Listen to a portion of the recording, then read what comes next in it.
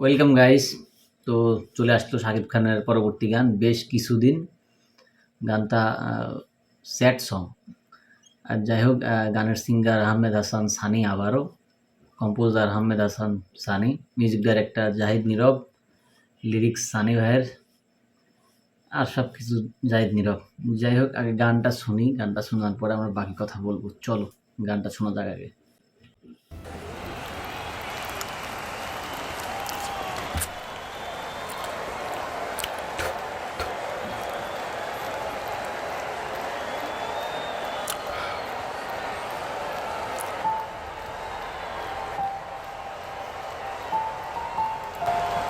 গানের ফার্স্টেই যেটা দেখা গেল যে লেবু মুখে নিয়ে খায় নিল, মানে হ্যাং ওভারে আছে, কাটানোর চেষ্টা করতেছে।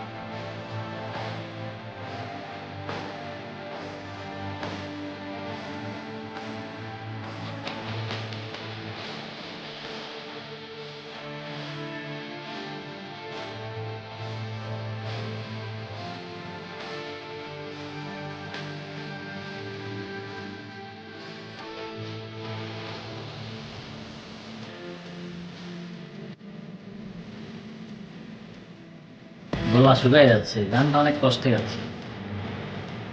আর নাইট শিফটে প্রোগ্রাম করতেছে।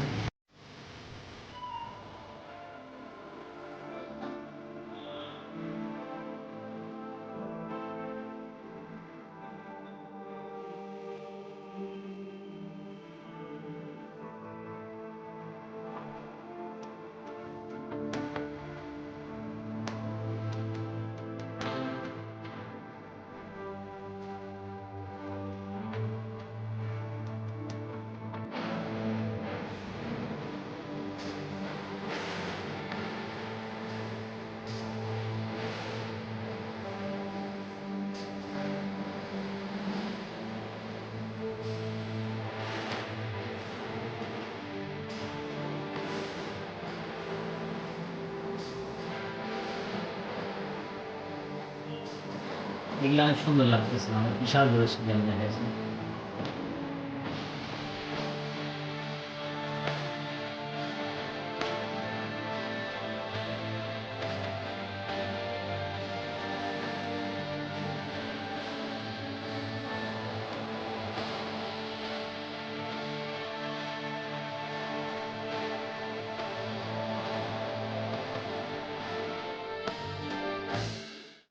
বেশ কিছুদিন গানটা সুন্দর।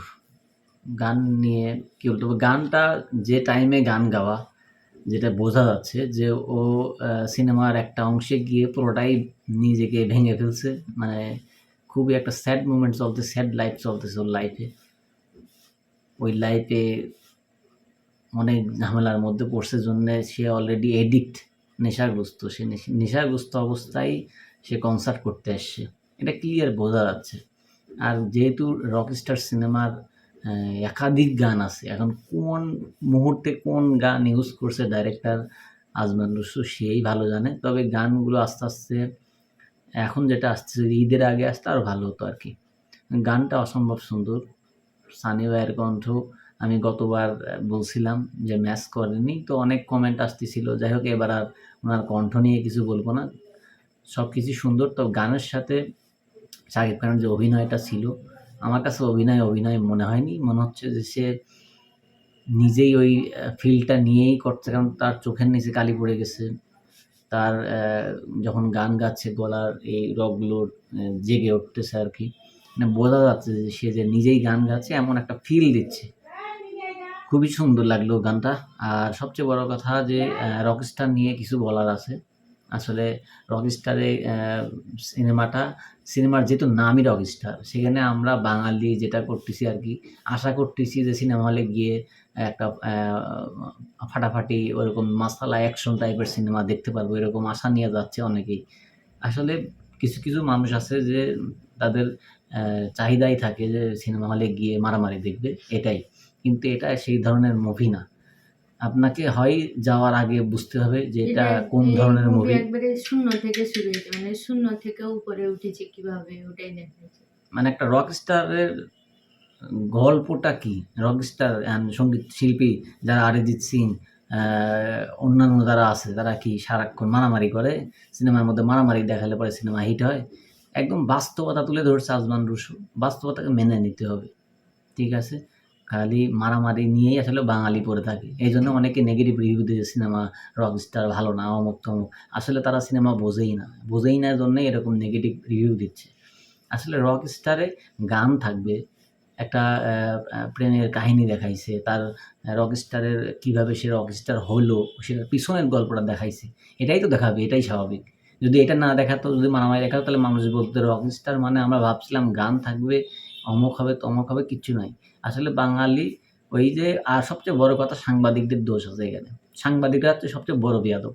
কেন বললাম বেয়াদব? কারণ একটা সিনেমাতে হিউজ টাকা লাগাইছে প্রযোজক।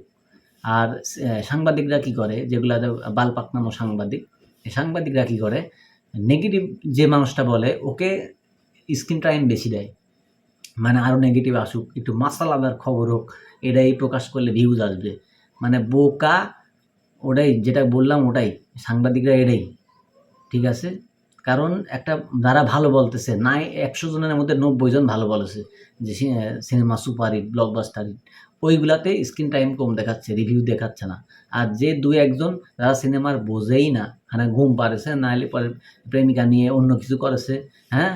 মানে যারা সিনেমার দিকে ফোকাস করেনি, ওদের যখন ধরছে, না সিনেমা ভালো না, মানে মারামারি নেই, ভালো লাগেনি। এইগুলাকে স্ক্রিন টাইম বেশি দিয়ে হাইপ করতেছে, নেগেটিভ রিভিউ দিচ্ছে। দোষ সম্পূর্ণ সাংবাদিকের। আমার উচিত যে এই যে আছে, প্রযোজক আছে, এইসব চ্যানেলের বিরুদ্ধে অ্যাকশন নেওয়া। হ্যাঁ? যে এই টাইপের আপনি ক্ষতি করছেন, ক্ষতিপূরণ আপনাকে দিতে হবে। ব্যাপারটা এরকম করা উচিত।